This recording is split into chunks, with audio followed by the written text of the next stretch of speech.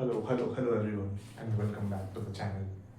तो बच्चों, आज से हम लोगों ने एक नया प्रण लिया है और वो प्रण ये है कि ये जो बुक है डी.के. गोयल की, और जो बच्चे 2027 में क्लास 12 अपना कंप्लीट करेंगे, तो उन बच्चों के लिए ये है कि उनके लिए पूरा का पूरा सिलेबस हम यहाँ पे एक क्वेश्चन बाय क्वेश्चन सारी वीडियोस अपलोड करते जाएंगे।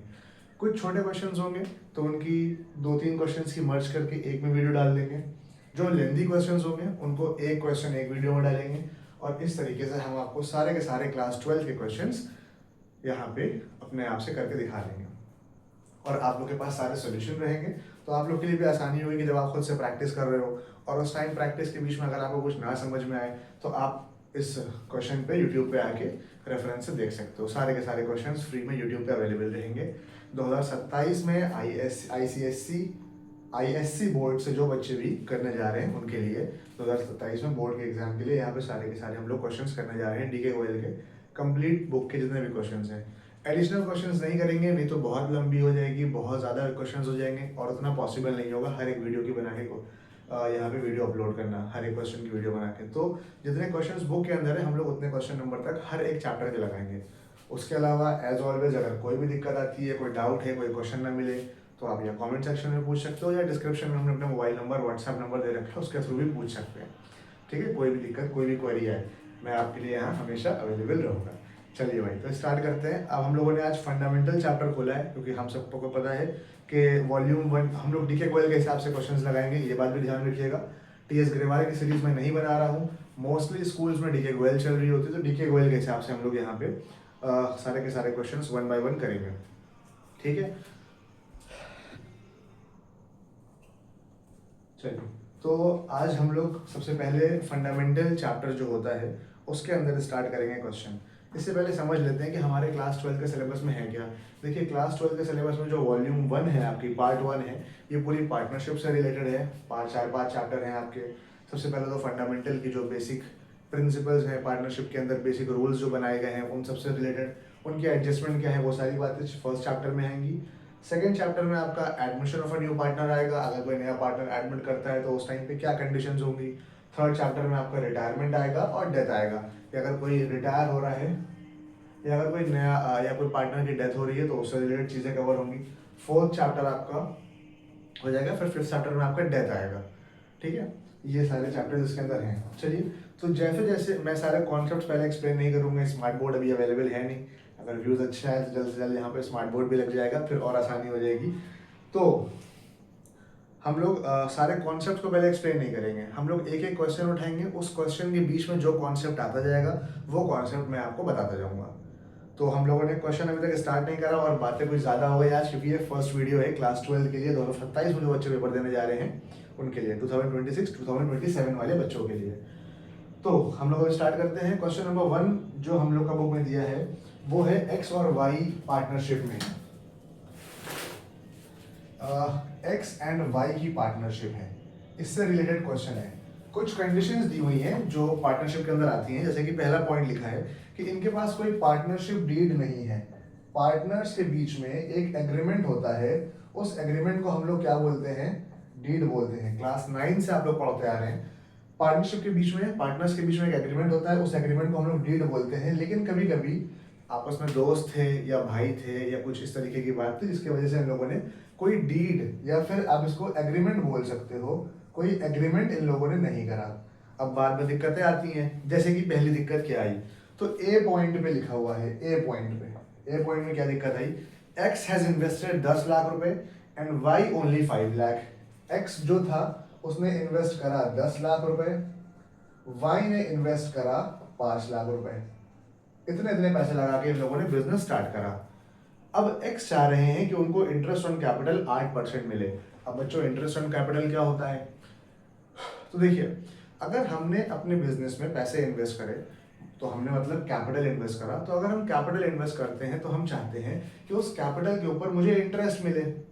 प्रॉफिट तो मिले, प्रॉफिट अलग चीज है, लेकिन प्रॉफिट से पहले मुझे क्या मिले, प्रॉफिट से पहले मुझे इंटरेस्ट मिले। क्यों?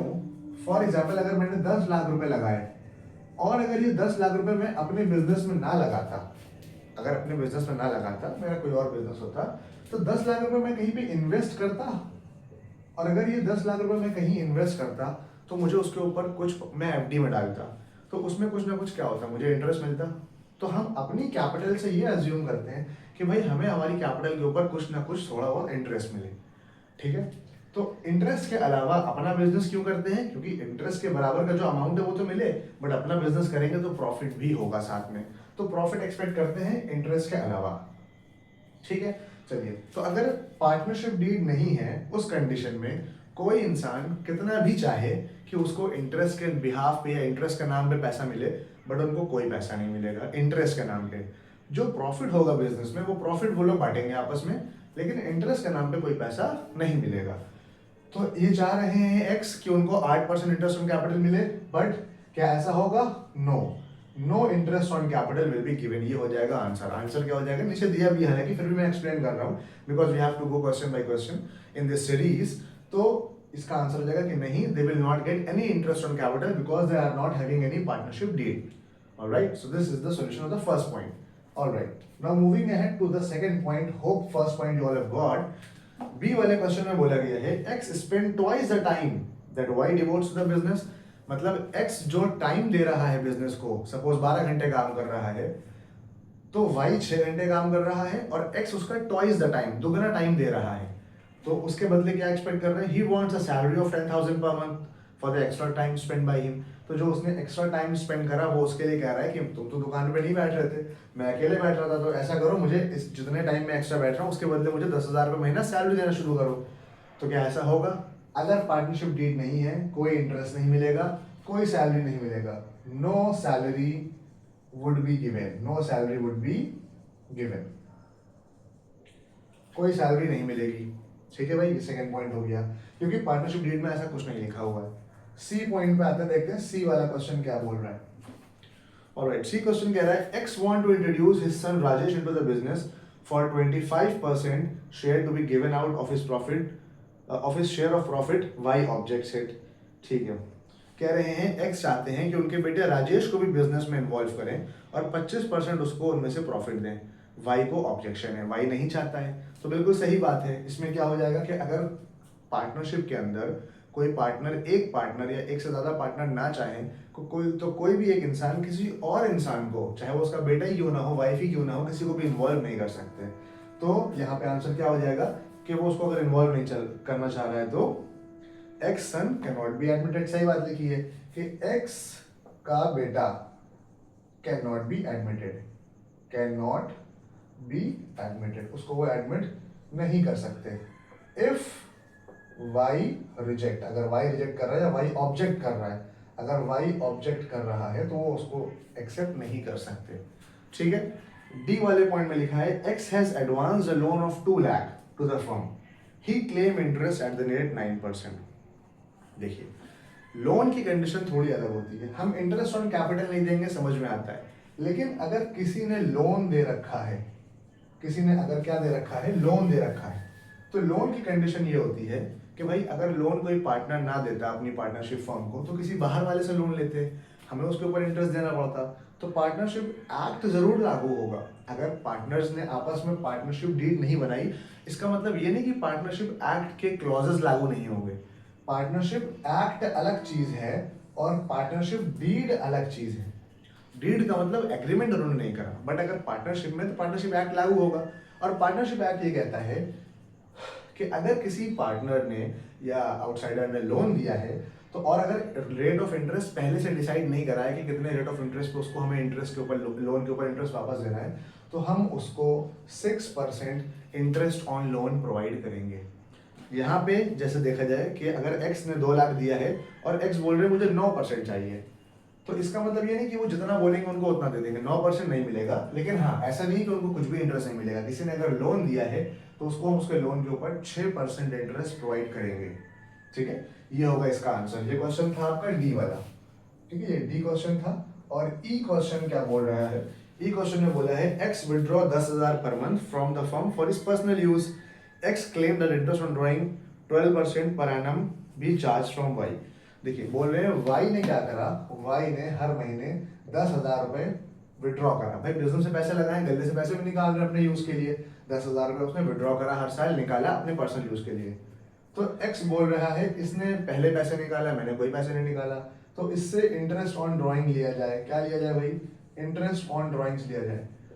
हाँ, ये बात सही है कि इंटरेस्ट ऑन ड्राइंग्स ली जाती हैं, वैसे ही इंटरेस्ट ऑन कैपिटल भी दिया जाता है, लेकिन अगर आपस में कोई एग्रीमेंट नहीं करा तो no interest on drawings can be charge. तो आप कोई इंटरेस्ट ऑन ड्राइंग इसके ऊपर चार्ज नहीं कर सकते, because you are not having any agreement prior, on a prior basis. पहले आपके पास कोई एग्रीमेंट नहीं था, इसलिए आप इंटरेस्ट ऑन ड्राइंग चार्ज नहीं कर सकते।